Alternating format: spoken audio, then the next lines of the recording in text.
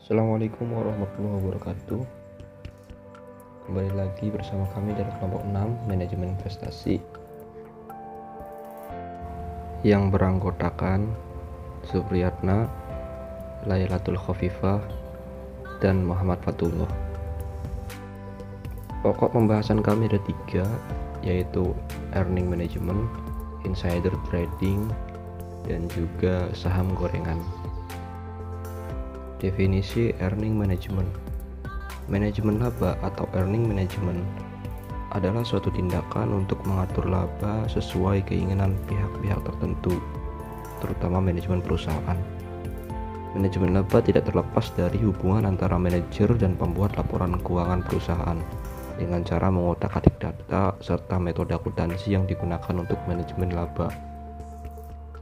Manajemen laba tidak harus dikaitkan dengan upaya untuk memanipulasi data atau informasi akuntansi, tetapi lebih condong dikaitkan dengan pemilihan metode akuntansi untuk mengatur keuntungan yang bisa dilakukan karena memang diperkenankan menurut accounting regulation. Manajemen laba merupakan tindakan yang sifatnya mengambil keuntungan jangka pendek tanpa menunggu proses yang sewajarnya. Dorongan pihak manajemen untuk melakukan manajemen laba adalah ingin menunjukkan kepada para pemegang saham bahwa prestasi perusahaan semakin lama semakin baik, sehingga dapat memungkinkan pihak manajemen perusahaan akan mempertahankan karena prestasinya menonjol tersebut. Namun demikian, apa yang dilaporkan manajemen perusahaan sebenarnya adalah penipuan yang sangat tidak etis. Faktor-faktor yang menyebabkan suatu perusahaan melakukan manajemen laba, yaitu ada 3. Yang pertama, standar akuntansi keuangan atau SAK memberikan fleksibilitas kepada manajemen untuk memilih prosedur dan metode akuntansi yang digunakan untuk mencatat suatu fakta tertentu dengan cara yang berbeda, seperti menggunakan metode FIFO, LIFO, etc. dalam menetapkan harga pokok persediaan, metode depresiasi aktiva tetap, serta metode-metode lainnya. Yang kedua, SAK memberikan fleksibilitas kepada pihak manajemen untuk menggunakan perkiraan dalam penyusunan estimasi. Yang ketiga, pihak manajemen perusahaan memiliki kesempatan untuk merekayasa transaksi dengan cara menggeser pengukuran biaya dan pendapatan. Definisi insider laba.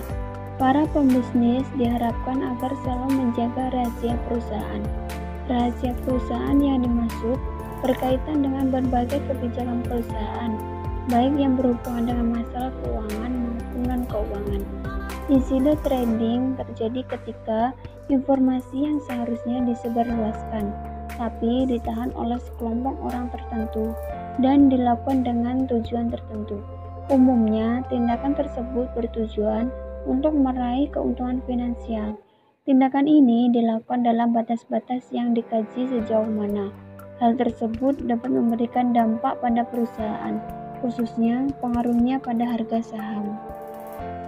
Disclosure yaitu pengungkapan, berarti perusahaan harus melaporkan suatu praktik manajemen, situasi keuangan, dan keterbiasaannya secara hukum. Bila hal tersebut mempengaruhi suatu keputusan investasi, suatu informasi yang diberikan sebagai lampiran pada laporan keuangan dalam bentuk catatan kaki atau tambahan.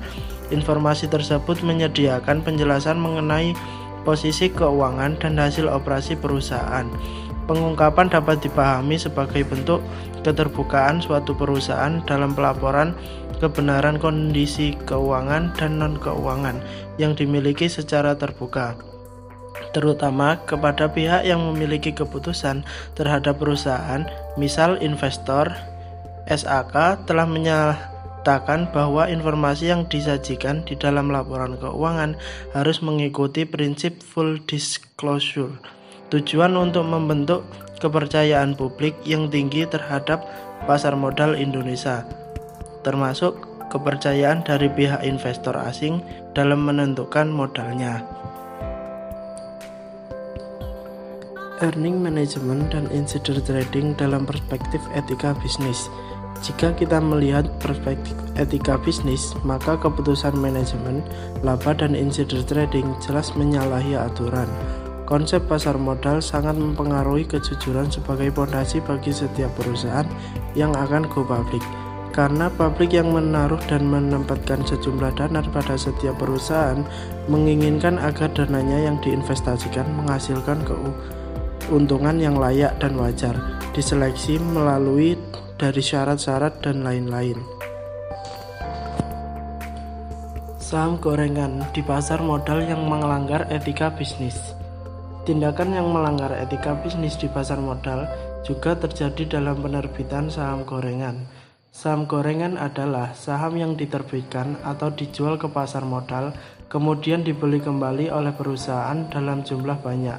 Tujuannya adalah menciptakan kesan pada publik bahwa saham perusahaan tersebut baik, menguntungkan, dan layak untuk dibeli. Sementara masyarakat tidak mengetahui bahwa yang membeli saham tersebut adalah pihak internal perusahaan dengan motivasi tertentu, seperti ingin mempengaruhi harga saham di pasaran agar naik.